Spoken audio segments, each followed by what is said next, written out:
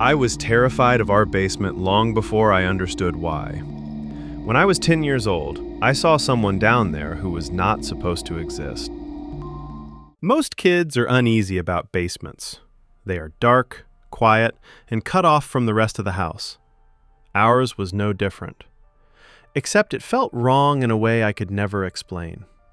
Even now, as an adult living on my own, I still feel that familiar tension when I have to go downstairs late at night, especially when I am walking back up, especially when I cannot see what is behind me.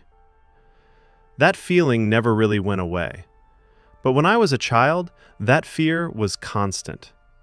Ironically, the basement was also where all of our entertainment was. It had one of the only televisions in the house, besides the living room and my parents' bedroom. That meant every game system eventually ended up down there.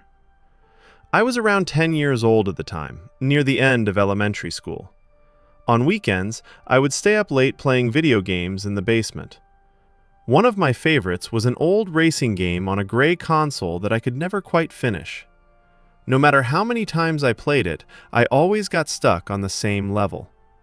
I replayed it again and again, convinced that this time I would finally beat it. Normally, I did not stay down there very late. As long as I knew my parents were awake upstairs, I felt safe. They were just a quick run up the stairs away. That night, I thought they were. The basement was unfinished. Concrete walls, exposed beams, low ceilings that made every sound feel closer than it should have been. It also connected to a small laundry and furnace room. That room was the worst part. It had no windows at all, which meant it was pitch black at every hour of the day. Even with the basement lights on, the darkness inside that room felt heavier, like the light stopped at the doorway. Strange noises constantly came from inside, pipes knocking, the furnace kicking on without warning, random creaks that never sounded the same twice. There were many times I paused my game just to listen, convinced I heard something unusual behind that closed door. Most of the time, nothing happened. That night, it did. It started with the slow, unmistakable sound of the laundry room door creaking open. I froze and paused my game immediately. For a moment, the basement went completely silent. No furnace, no pipes, no hum from the lights overhead. Then I heard something I still remember with unsettling clarity. It sounded like a woman groaning. Not loudly, not screaming, just a low, strange sound that echoed softly through the basement. And it sounded exactly like my mother. I laughed. I remember saying something like, "Nice try," assuming she was trying to scare me. Even now, that moment bothers me. My mother was not playful. She never pulled pranks. She was calm, practical, and serious. Even as a kid, I should have realized something was wrong. But instead, I felt braver. I stood up and walked toward the open laundry room door. By the time I reached it, the groaning had stopped. I stood at the entrance, staring into total darkness. At first, I could not see anything. Then my eyes began to adjust. That was when I noticed the outline of a person standing inside the room. They were not moving. "Mom?" I said. No answer. I stepped closer. She was standing too still, too tall, and she was facing me. That was when I realized it was not her. I screamed and ran up the stairs as fast as I could, taking them two at a time. I did not look back. When I reached the living room, my fear was confirmed immediately. My mother and father were both there, standing up, confused and alarmed by my screaming.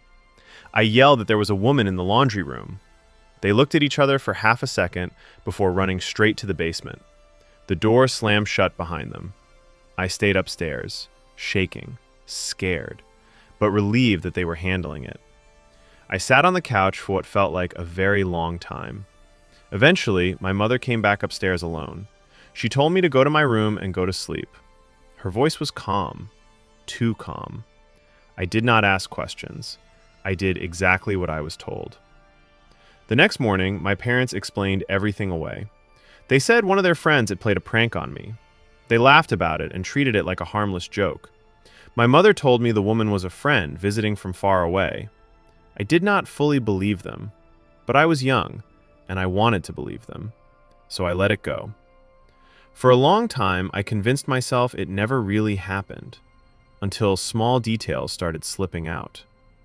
Every so often, my parents would accidentally mention a name, a woman named Carol. Whenever I asked who Carol was, I got a different answer. Sometimes she was a coworker, other times an old friend, once a distant relative. None of the stories ever matched. Years later, when I was around 15, curiosity finally got the better of me. I used a family history website and searched my parents' names. Most of what came up was exactly what I expected. Grandparents, aunts, uncles. Then I saw something that stopped me cold. My mother had a sister. Her name was Carol. I searched her name online. The first result was an obituary. She had died years earlier. I confronted my parents immediately. I showed them what I found and demanded the truth. I still remember the look on their faces. My father said nothing. He just told my mother to explain. She finally admitted that I had an aunt they never told me about. She said Carol was deeply unstable and that she had hurt people in the past. They believed it was safer for me never to know she existed. According to my parents, she had broken into the house that night without them realizing it. They would not say more. They told me it was for my own protection and asked me to drop it. Over the years, I tried to ask questions. They always shut the conversation down. I never learned what they meant by hurt people. I never learned how she got into the house, and I never learned why she was standing in the basement, pretending to be my mother. Sometimes I wonder if she had been there before. Sometimes I wonder how long she had been hiding. And sometimes I think about how close I came to walking into that dark room alone. Some questions never get answered, and some basements stay frightening long after you leave them, especially when you realize you were never alone down there. Subscribe for more real horror stories. Like the video if you felt this fear too.